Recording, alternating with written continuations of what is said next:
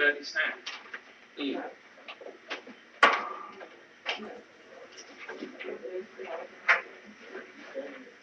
Oh, no, I didn't. No, I haven't been there.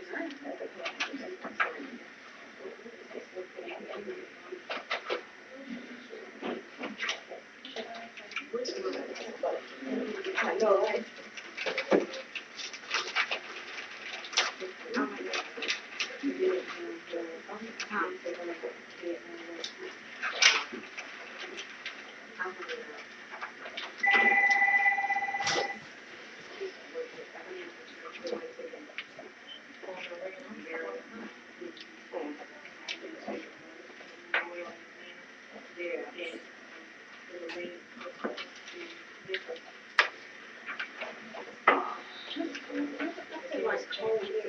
It's cold here. Yeah, I thought it was just winter for my hip. Yeah. Oh, so it won't just be here. No, it ain't here. Where is it coming from? I'm going. It's cold over here. So have we heard any news yet, things? No. They said they're working on it. They drafted a proposal. He and the Senate today. They did.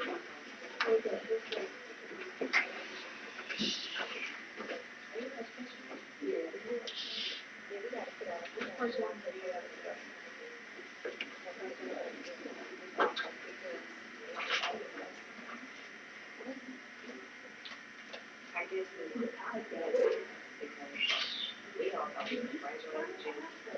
And now because we have to do this co-op business, and then two still teachers that are 6 hours each, but you can't take at the same time.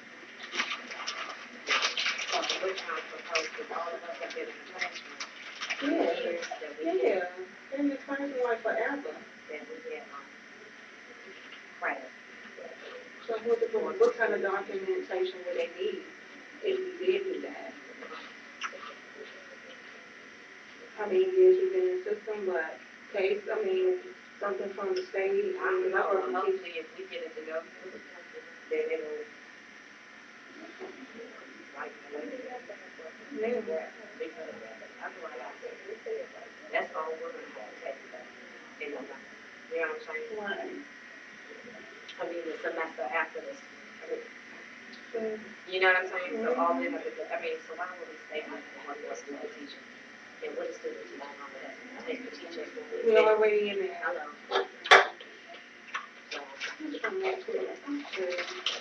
That's what we're trying to see. I'm always trying to what we can do. Right. Like what documentation? Yeah, because I mean, I can pull up documentation. Like, you know how many years I've been in the classroom? Right. Yeah.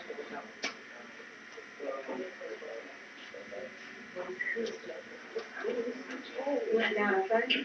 But I know she was trying to get me to take something. We can't work at the, oh no, that can't work. No, that's not gonna make hours. No, I need my job. I'm sorry. Right. I did the first one.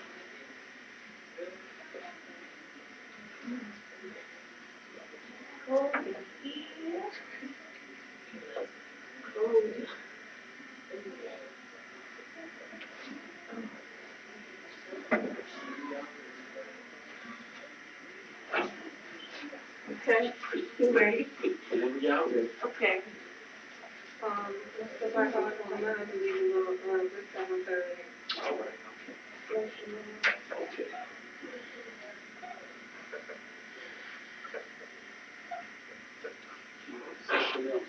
Yeah. It seems like every time I hear this thing, I hear something different. Yeah, you do, I do too. It seemed to because we opened up with when my parents went to go to Chicago when they went to Rocket Park. Mm-hmm. That was like Supreme Court. They wouldn't let them march nowhere else, but they could have marched in Garfield Park. They wouldn't let them go to, but they Nazis over this Canadians. And that's one of those pads or this is This is a Kindle Fire. Kindle Fire. Yeah, it's books. You get books from Amazon. Let me see. Turn around. What does it look like? Like, oh, look, Kindle Fire. Yeah, and that's why I had said I got a picture that I just found online. So that's the one I remember. Ah, yeah. Yeah. I was just looking at that picture. I guess on my Oh, that's an important picture. Especially who always that way. It was Jesse. Then he said, I forgot who they had said underneath. I need to go back there on the website. But I forgot who they said was with them also. Jesse happened who's it? Andrew Young. I know they said it was Jesse Jackson.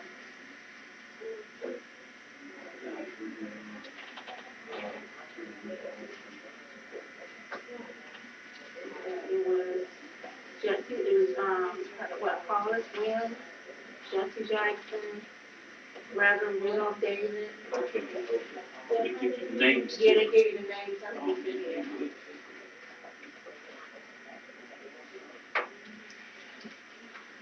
May to the 3rd. 1968. And after that, we tore the place up and shot.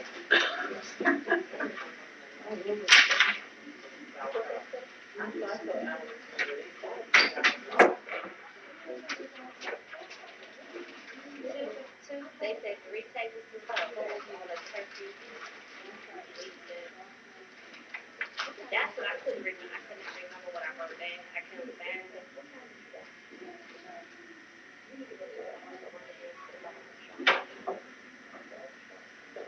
Where'd you get it from? You went to it? That? What'd you say? That?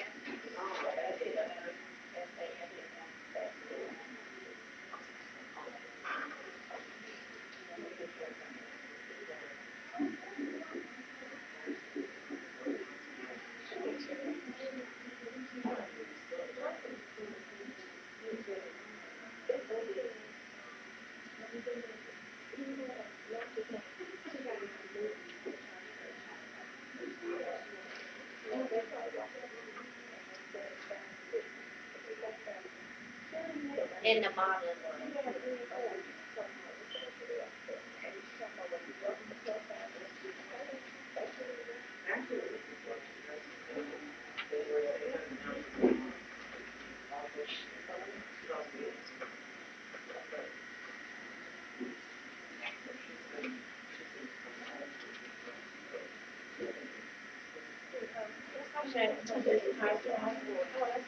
Kendall Fine. Nobody else spending $2,000. All those little rubbing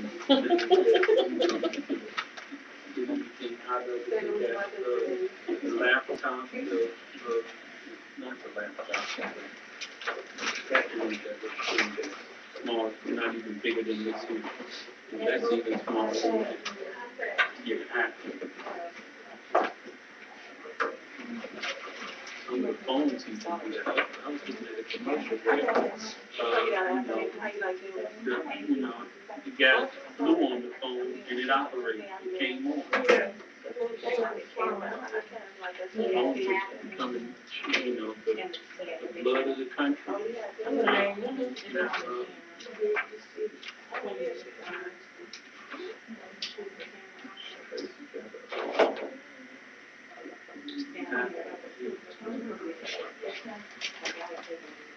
Are they more durable than the laptop? Those things more durable than the laptop because the laptop it's durable. Even like she has an iPad and hers was in her like I think it is. But does that have all the like windows? You got windows and stuff. Yeah, she probably has windows on there. She can do a lot more with her side. Yeah. I got the netbook. I just did a couple smaller. Netbook.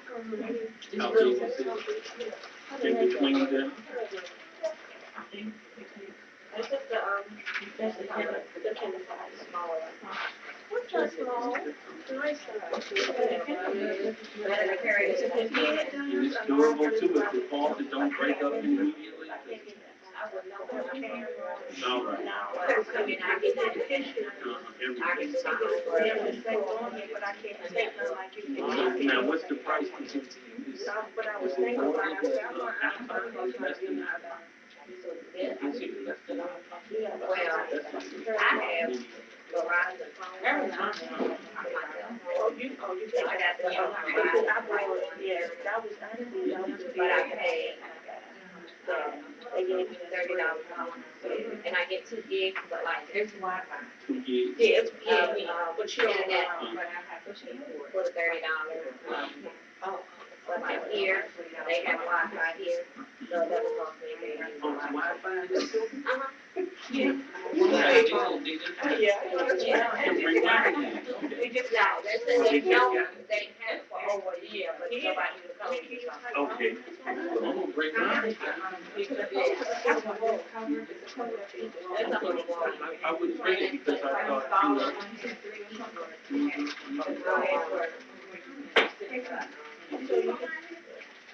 all right, we're gonna go forward with it because somebody's got to leave early and we want to try to get some amount of these, but here we go again.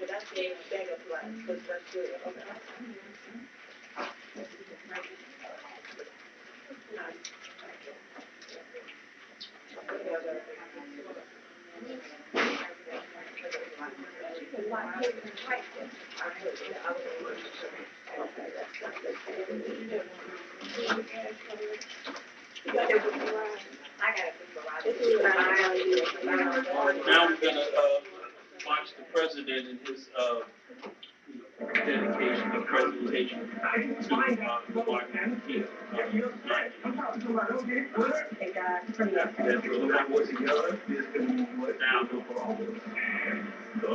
Can you tell me a thing about what your business plan has and what you tend to do with revenue?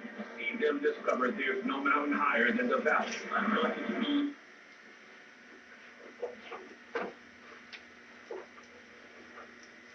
Inadequate health care, constant violence, neighborhoods in which too many young people grow up with little hope, few prospects for the future.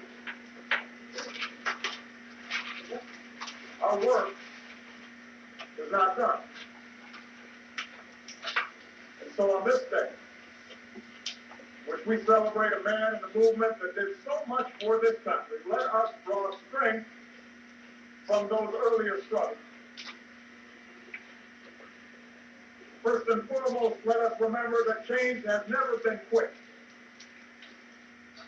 Change has never been simple or without controversy.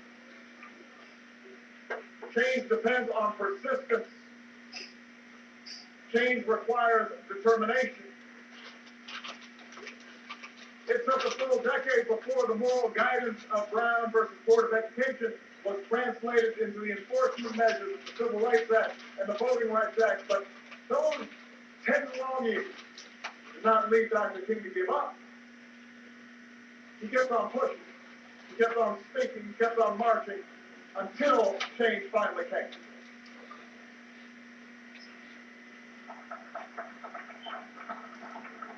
And then when, even after the Civil Rights Act and the Voting Rights Act passed, African Americans still found themselves trapped in pockets of poverty across the country. Dr. King didn't say those laws were a failure. He didn't say this is too hard. He didn't say let's settle for what we got and go home. Instead, he said, let's take those victories and broaden our mission to achieve not just civil and political equality, but also economic justice. Let's fight for a living wage and better schools and jobs for all who are willing to work. In other words, when met with hardship, when confronting disappointment, Dr. King refused to accept what he called the isness of today. He kept pushing towards the oughtness of tomorrow. And so as we think about all the work that we must do, rebuilding an economy that can compete on a global stage, fixing our schools so that every child, not just some, but every child gets a world-class education, making sure that our healthcare system is affordable and accessible to all, and that our economic system is one in which everybody gets a fair shake and everybody does their fair share. Let us not be trapped by what is. We can't be discouraged by what is. We've got to keep pushing for what ought to be. The America we ought to leave to our children, mindful that the hardships we face are nothing compared to those Dr. King and his fellow marchers faced 50 years ago. And that if we maintain our faith in ourselves and in the possibilities of this nation, there is no challenge we cannot surmount. Just as we draw strength from Dr. King's trust, so must we draw inspiration from his constant insistence on the oneness of man. The belief in his words that we are caught in an inescapable network of mutuality, tied in a single garment of destiny. It was that insistence, rooted in his Christian faith, that led him to tell a group of angry young protesters, "I love you as I love my own children," even as one threw a rock that glanced off his neck. It was that insistence, that belief that God resides in each of us, from the high to the low, in the oppressor and the oppressed. It convinced him that people and systems could change. It fortified his belief in nonviolence. It permitted him to place his faith in a government that had fallen short of its ideals. It led him to see his charge not only as freeing Black America from the shackles of discrimination, but also freeing many Americans from their own prejudices, and freeing Americans of every color from the depredations of poverty. So at this moment, our politics appear so sharply polarized, and faith in our institutions so greatly diminished. We need more than ever to take heed of Dr. King's teachings. He calls on us to stand in the other person's shoes, to see through their eyes, to understand their pain. He tells us that we have a duty to fight against poverty even if we are well off, to care about the child in the decrepit school even if our own children are doing fine, to show compassion toward the immigrant family with the knowledge that most of us are only a few generations removed from similar hardships.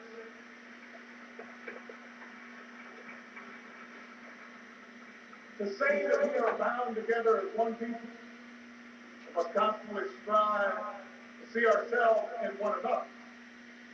Is not to argue for a false unity that papers over our differences and ratifies an unjust status quo.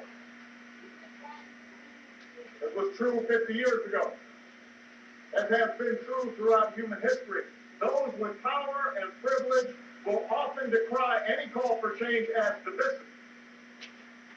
They'll say any challenge to the existing arrangements are unwise and destabilizing. Dr. King understood that peace without justice was no peace at all. That aligning our reality with our ideals often requires the speaking of uncomfortable truths and the creative tension of nonviolent protest. But he also understood that to bring about true and lasting change, there must be the possibility of reconciliation. That any social movement has to channel this tension through the spirit of love and mutuality. If he were alive today, I believe he would remind us that the unemployed worker can rightly challenge the excesses of Wall Street without demonizing all who work there. That the businessman can enter tough negotiations with his company's union without vilifying the right to collectively bargain. He would want us to know we can argue fiercely about the proper size and role of government without questioning each other's love for this country, with the knowledge that in this democracy, government is no distant object, but is rather an expression of our common commitments to one another. He would call on us to assume the best in each other rather than the worst, and challenge one another in ways that ultimately heal rather than wound. In the end, that's what I hope my daughters take away from this monument. I want them to come away from here with a faith in what they can accomplish when they are determined and working for a righteous cause. I want them to come away from here with a faith in other people and a faith in a benevolent God. This sculpture, massive and iconic as it is, will remind them of Dr. King's strength, but to see him only as larger than life would do a disservice to what he taught us about ourselves.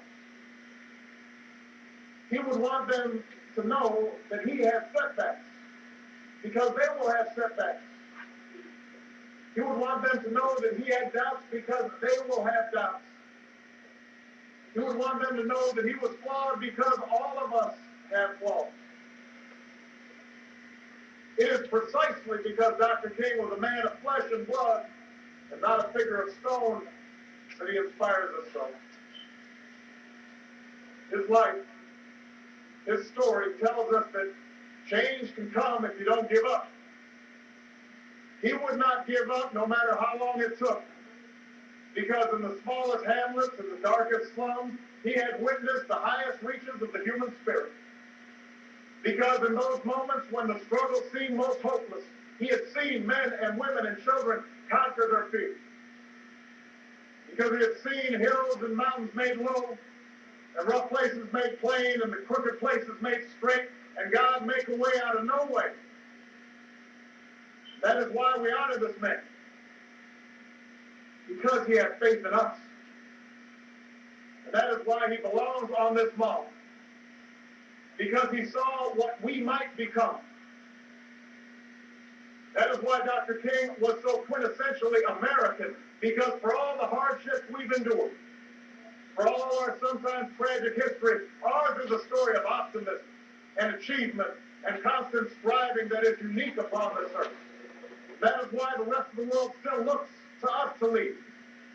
This is a country where ordinary people find in their hearts the courage to do extraordinary things.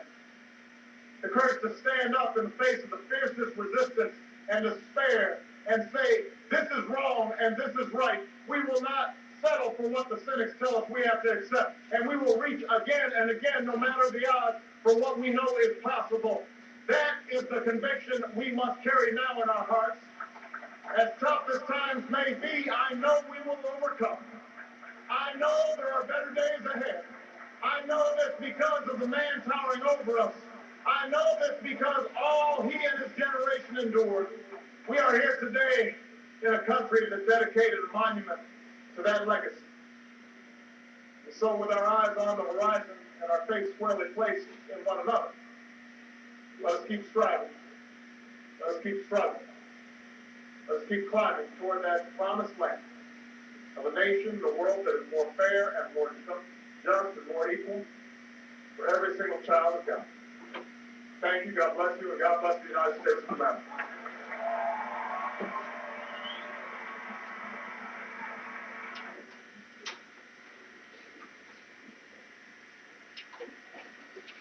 So now, after he was king and being here as the president, what y'all do? First of all, I think that's first one for us to. President speaking. First time I saw it today too.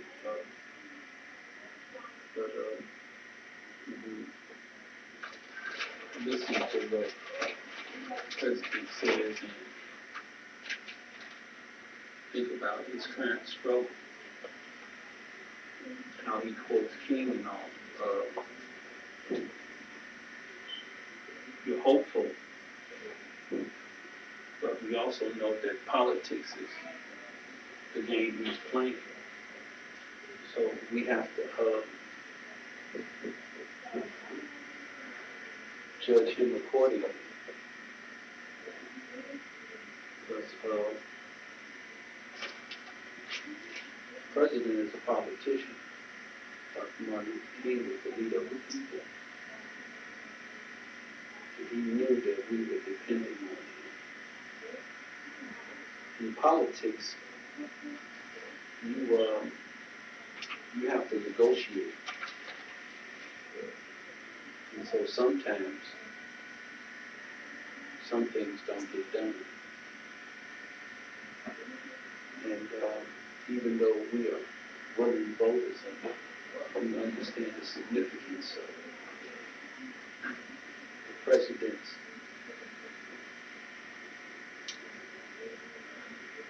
going for another term and what it means to us as part of the struggle. We know that we hadn't got anything yet. Well, nothing specific, some general things that he has done that, help us out. But we've been talking about jobs and education for 160 years now. Let's count. From 1865 to 1965.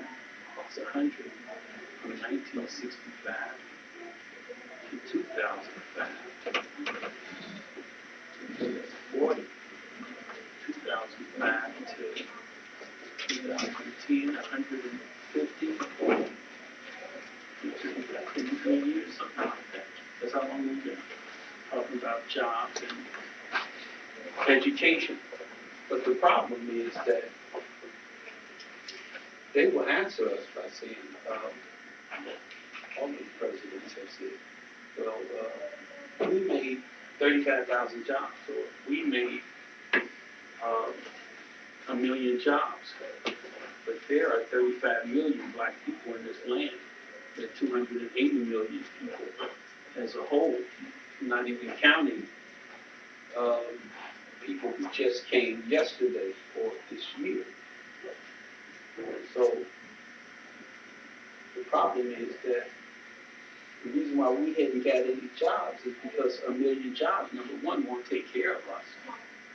Number two, we're not specific about what kind of jobs we want. If a man make 1 million jobs, it's 35 million a job. Subtract 35 million from 280. What's that, like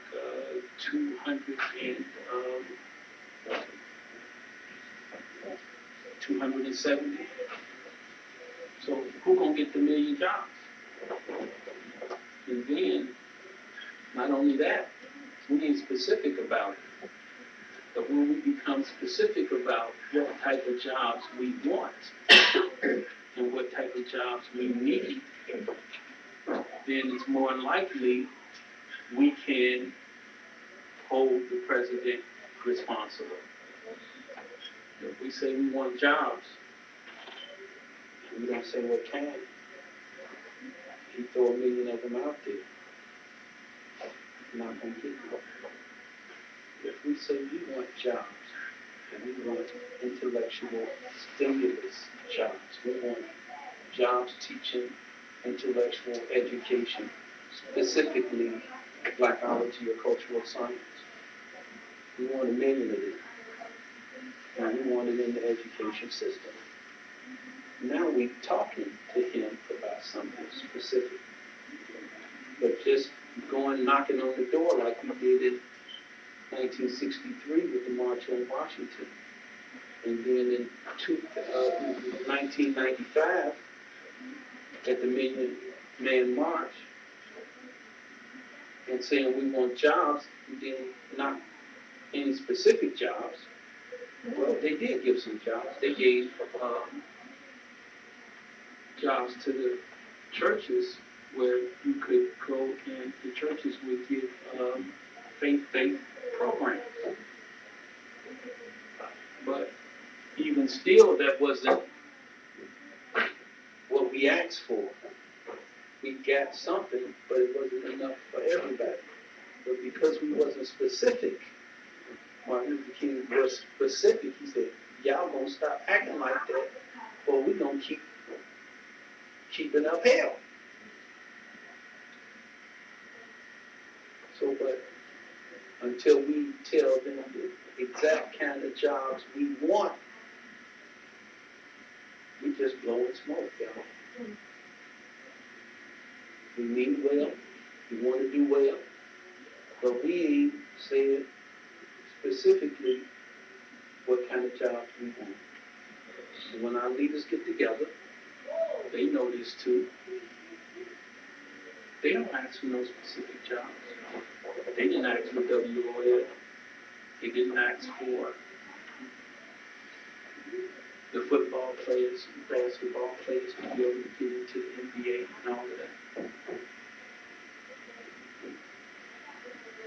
But we have to be specific in terms of what we want so that we can stop this depending on everybody else, so that we have to keep going, begging other cultures for jobs, and we don't have any to hand to our children to say, look, I want you to go over there, son, to, to join the Douglas Howard Rockology Institute, the HBCUs, there are 100 of them. They got jobs. Go take up the field of study. Then you can go into any one of the 215,000 schools in the nation and work there. Unless we do something like that, 5 years from now, when Obama's out of office, we're going to be back there knocking on the door for somebody else to give us some jobs. Now, share with me some of what you wrote down about Dr. King and the president.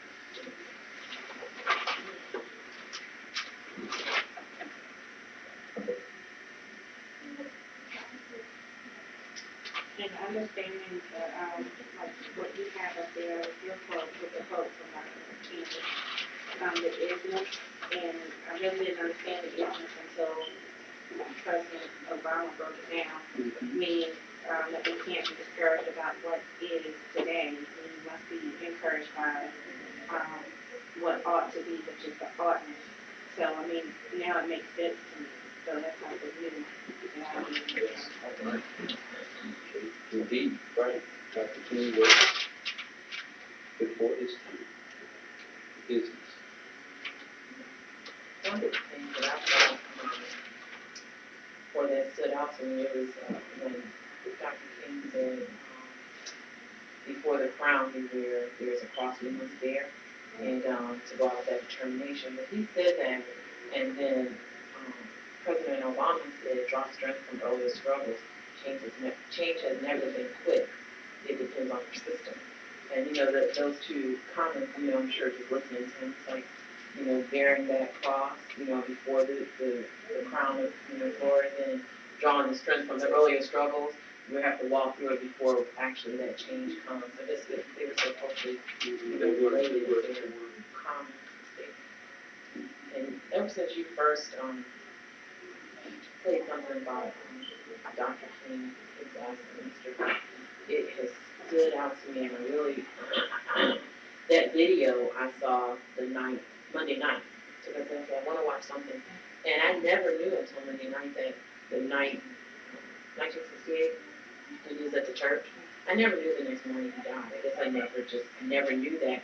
So it really, really was like, it was a profound moment for me that night, because when he was saying that he wasn't concerned about, now, and that he wanted to just do God's will, God's way, and he wasn't worried about anything. it's like God had already, Let us know, that it's gonna be okay, and it was coming. It was coming. You could see it in his face. I didn't see that until just now. And it was Monday night. And I saw it. I've seen it, more than one time, but it just, hit me just now. You could see it in his face that he knew that it was his time. And he was at peace with that. Yeah. And I've been to the Lorraine Hotel. I mean, it was just, it's very surreal, when you go there. So you've been down to Tennessee? It's You still from Tennessee?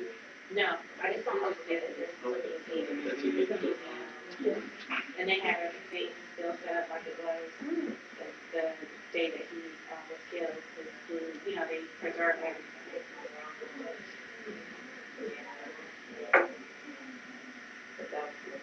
but what I was talking about at the beginning before I changed over was when he said, maybe the street sweeper be the best one. I brought it out last semester, and then I just heard him further say it, like Shakespeare with poetry and Aristotle and things. Yeah, that's my encouragement. Yeah, and to it be the is. best that you can be. Yeah. Whenever I think about, difficulty, I think about being the best that I can be. Not being better than anyone else, but the best that I can be. He really does lay it out. I just found it fascinating that he was just so bold, and not being afraid of the backlash, he just seemed to just push forward and not think about what was happening. He would call it like it was and call white people out, and not worry about anything. And he was saying that the world is watching that, kind of like struck me. He's thinking about the United States, right. And this is just affecting us, but it wasn't. It was affecting the whole world, really. Absolutely, absolutely. And as I said, he knew we depended on him. We got into this thing because the trouble that we were in. And so we were looking for a leader to step forward. He was a young man, 24 or something like that, and came to town. And so they needed somebody to lead the movement that had not been bought and paid for or had any ties. And so they chose Dr. King. If you ever see the movie King, that in particular act in the movie is so encouraging and revealing in terms of how and why they chose him, and then his gifts and talents to be able to stand and do what needed to be done. He's just, I want to say his parents really did a good job with him. They really, schooled him. And what we don't know is that Dr. Martin Luther King's parents were followers of Garvey. The Garvey movement was before the Civil Rights Movement. And so the South was full of Garvey followers. And so they believed that we had to do something for ourselves and nobody was going to do anything for us. And of course, with Jim Crow, we had the perfect opportunity to do so because we couldn't leave our communities. We were like locked into where we lived, the geographical area where we lived. If you went outside of it, you could lose your life. So, and he also knew, and everybody knew that if you stood up, you hear a lot of the leaders say, the price of freedom. Malcolm said, is death. So, but the price of living is death. If you live, that comes, but you want to be remembered for something. You don't want to be remembered for selling out, not standing up. You want to be remembered like King. And so King is always somebody that reminds us that somebody paid the ultimate price so that we can get what we have today. And so then, we're not making Kings anymore. We're not making Malcolms anymore. By happenstance or by great tragedy, because we're still a people that is faced with tragedy because of our oppression is not over. And only the oppressed can be in oppression. And so, someone's coming. When, where, how, we don't know. If you listen to King and keep him up front, somebody will know the way. The blueprint is there. The King's blueprint came from Garvey and Booker T. Washington. So, but if King was alive today, what do y'all think he would say and do? First off, I think he still be fighting the good fight of freedom to free all our people, black and white, but mostly our people, and to bring them forth to know where they come from and what they should be doing in life. Like I said, we wanted to talk to the children, the young people, and let them know his ideas. Just go to school, stay in school, get your education, because that's the most important. And have a goal for yourself in life. You need to know where you're going to be going and know what you want to do. And that's the most important. Because him himself, as a child, I remember having a book, Black Book 2. He has an article in here about Martin Luther King as he was a child growing up. And they said he was really he was a boy's child. He was really profound then as a child, 4 and 5 and 6 years old. And his mentorship was his parents and members of his church. So that just made me start thinking when I read that article and I started putting it all together. He was born to do this. He was born for greatness and to free us and give us the knowledge so we can free ourselves. Absolutely. He was born to do it, and it was really obvious then that what was wrong, who were the enemy. Well, today, during integration, they find out the best and the brightest, those who have the gifts, the gifted, and they take them and they put them in their schools. And they condition them to be what it is that they think or need. So as a result, we are in automatic pilot. We really are. What we're doing today, we're in automatic pilot because even though in this room the genius is here, we would have to study, live the life that he talked about in his song,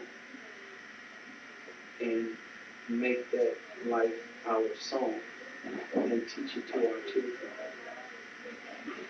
We would really have to do that so that the dream will become a reality. Because the way that we're seen today, I was looking at my son was at home and he had this cartoon on, and it's a cartoon. They didn't even have a black cartoon character, and it was in the future. I said, at least you could put something in there that was a black person or something that was, in there that would symbolize we're in the future, and then we're, evolving, but that isn't how we're seen. And the generations following us, unless we take control of them and do the job that must be done, like King took control, he knew what was going on. He said, well, okay, I'm not about Vietnam. And y'all know that if I go and speak for Vietnam, our children would have been running to war like they did in World War I and World War II, and getting themselves killed. And the result of that, when they came home, they couldn't even be in the same restroom, couldn't go in the same restroom, couldn't sit in the same bar. So he said no.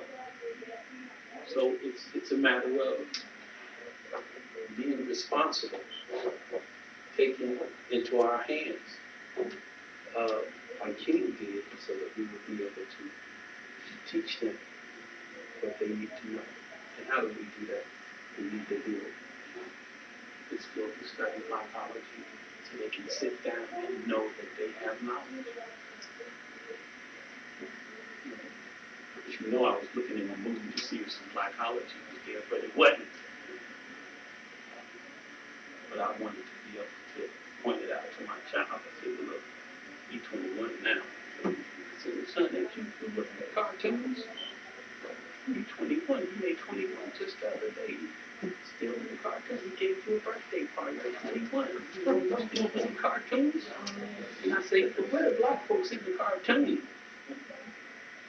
know, so what the issue is, the job is ours, the obligation is ours, the task is ours, and it's up to us to challenge this in every way, shape, form, or fashion that we can do. I put some stars on some of these things here. I said put down 5 of them, so that's probably about 30 of them. So, it stands for Muhammad Ali. That really had to motivate Muhammad Ali to such a degree for to get the support from Martin Luther King. And at that time, Islam and Christianity were so far, they were worlds apart. And for Muhammad Ali to make such a stand, and then Dr. King to support him, that was very important as a leader. He didn't throw any of the sheep away, because the sheep was not acceptable, dark or whatever, or fighting. He supported that sheep. He got behind it, and then he told everybody else, y'all should be doing the same thing. Made sense to me. I thought it was very powerful. And when I got old enough to be drafted, I wasn't about trying to go to the war. I was trying to find a way to get on. Because Dr. King said we should be following conscientious objective. And that's what I was, trying to, you spell conscientious, I guess I was about 19. You spell conscientious objective. And, my mother said, what is conscientious objective, son? I said, that's what Dr. King said we should file if the draft board is coming after us. So, he said, yeah, Dr. King said so. You think about it. But if they pull you out of here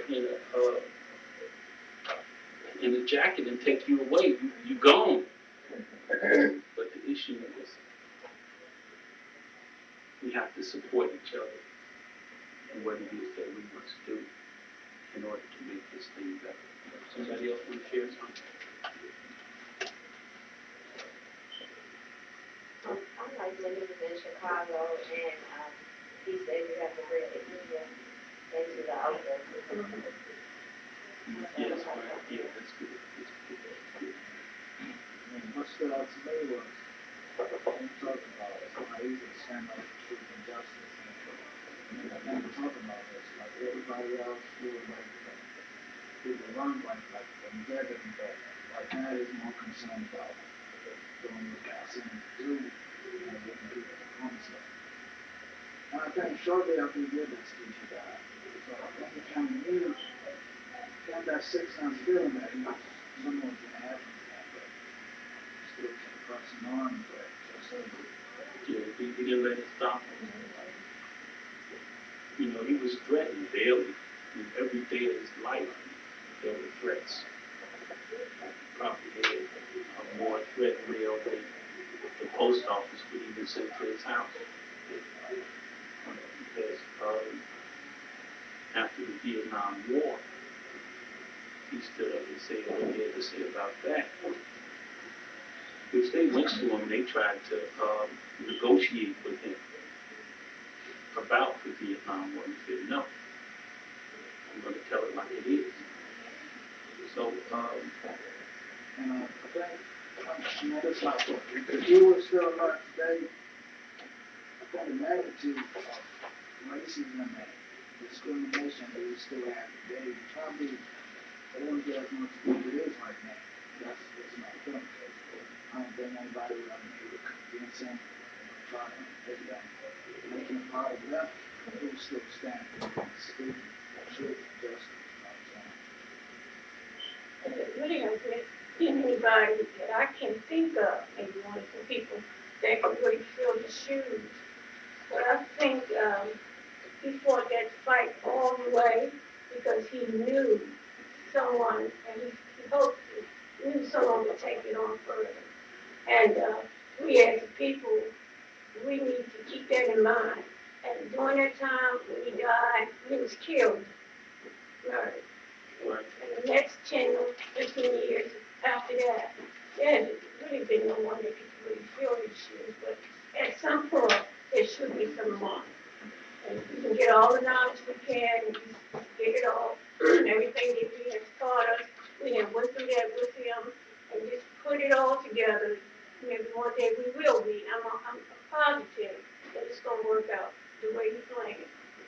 Because he had it in his eyes all the whole time. The whole time he did his marches, his sit-ins.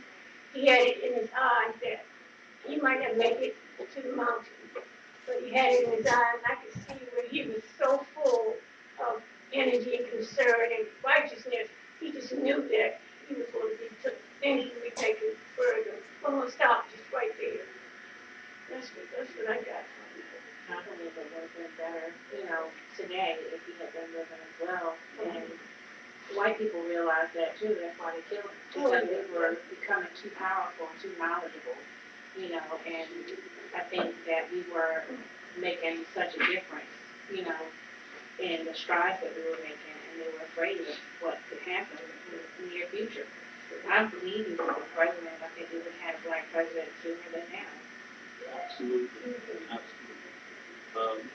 That question did come up, as a matter of fact, to him after he began the Poor People's March, even before.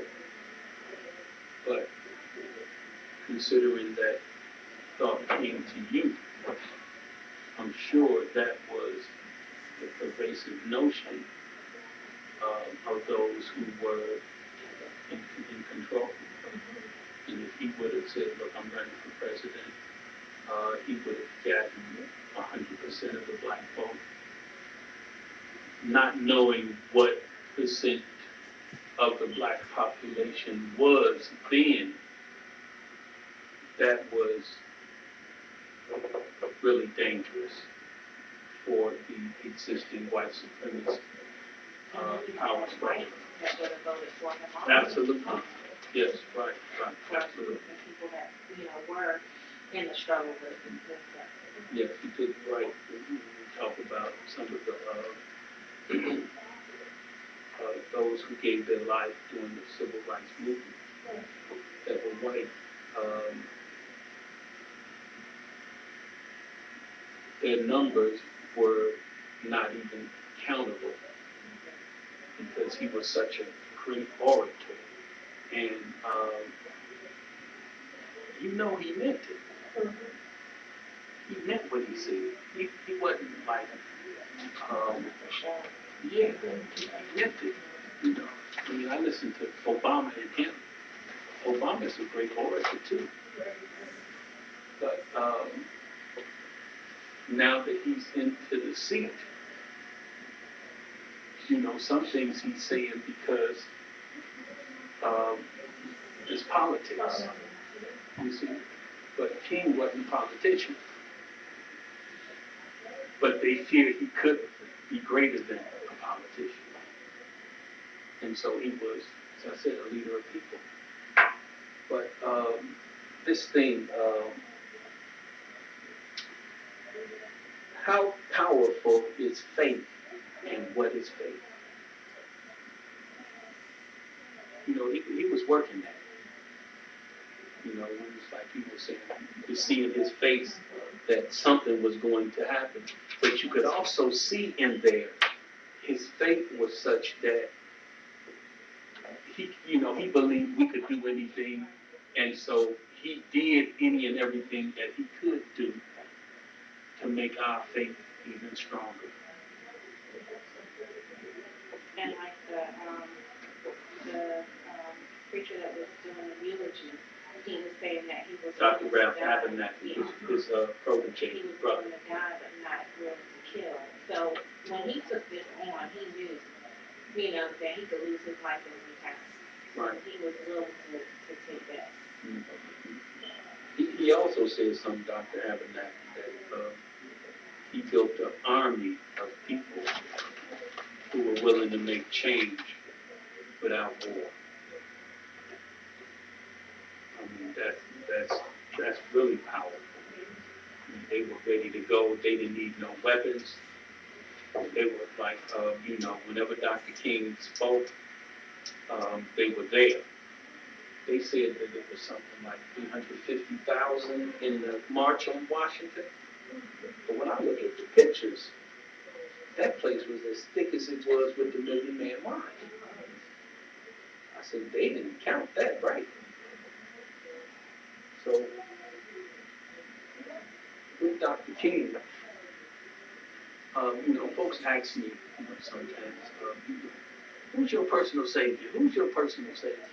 I say Dr. Martin Luther King Jr. He gave his life for me. Now, I know that ain't in the box. It ain't written on no stories in that wall. But that's how I feel. As a young man in my 20s, 22, we found